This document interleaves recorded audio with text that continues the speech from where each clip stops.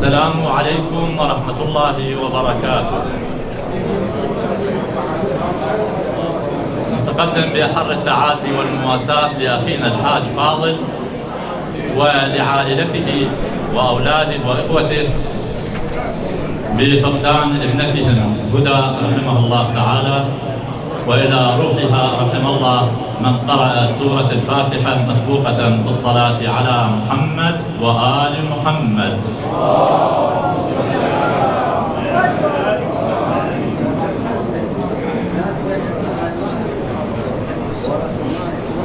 قال الله تعالى: إنما يوفى الصابرون أجرهم بغير حساب.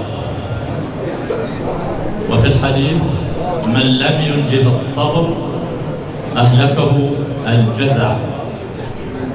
وفي حديث آخر: الصبر يهون المصيبة. والإنسان أمام المصائب إما أن يصبر وإما أن يجزع، كما قيل: إن تصبر تثب والأمر جاري، وإن تجزع تثم والأمر جاري.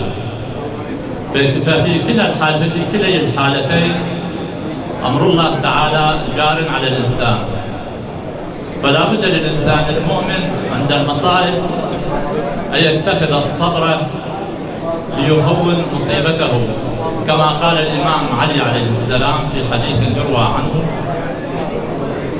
إنك إن صبرت جرت عليك المقادير وأنت مأجور، وإنك إن جزعت جرت عليك المقادير وأنت مأزور. فنسأل الله سبحانه وتعالى أن يلهمنا الصبر دائما في مصائبنا وفي ابتلاءاتنا.